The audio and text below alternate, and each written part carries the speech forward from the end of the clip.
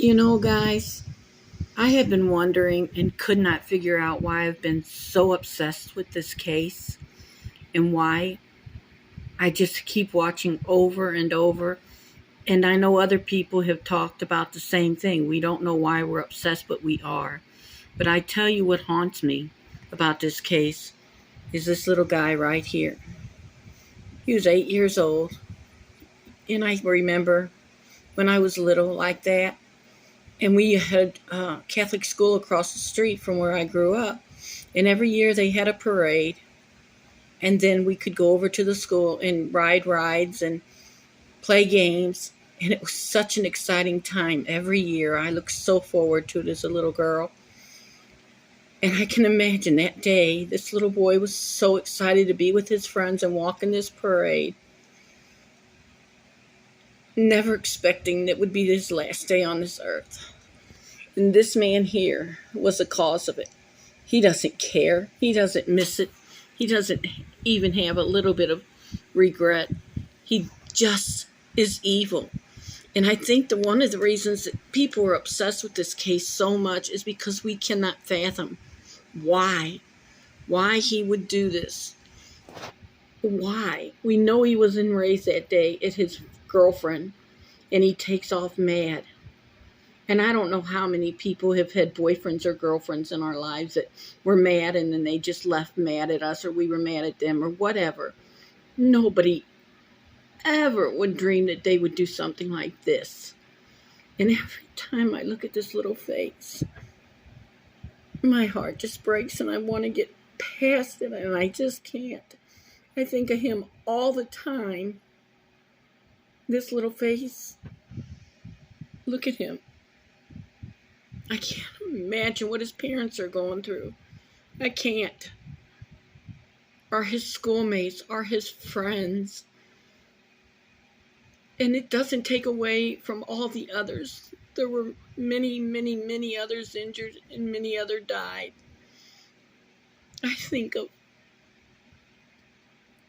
that day of cheer and happiness and how all these other people were victimized, young people that have been in pain probably even now, and it's been over a year. And these people that died, 5 other people died. Needlessly. There was no reason for this. None. Except a selfish, narcissistic, disgusting human being right there. And I don't care who thinks he's okay and just didn't mean it. You would have nightmares if you accidentally kill someone in a car crash or accidentally hit them. But you don't go down and hit 78 people or how many ever it was. It just is crazy to me. And I can't get over it, and I know I need to. I just want to get past it, but this little face just won't let me. And I think the best part of this is when this narcissist gets sentenced. When he's convicted, he still thinks he's going to get out of it. He's got it in his head. He's going to get out of all this. And then he gets sentenced to like 800 years. And he'll go through all this little pretending and trying to get appeals. And it's not going to work. There's nobody going to give this man appeals.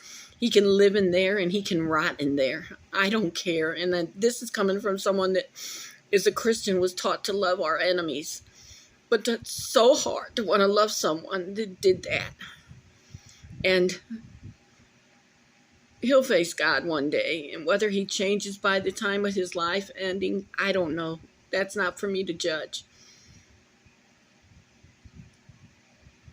But as of this time on earth, he's evil. And he doesn't even deserve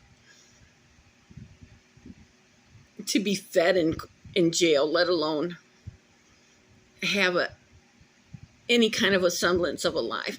And get this, you guys, I have to add this. I'm sorry, I just do.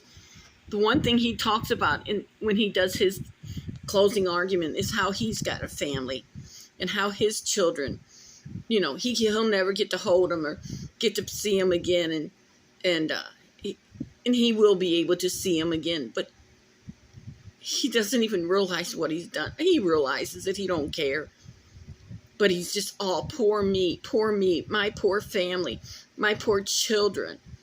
I don't even want to go on anymore. He's just disgusting, you guys. I'm sorry. I just wanted to put that out there. Rest in peace, little Jackson Sparks and all the other people that have lost their lives.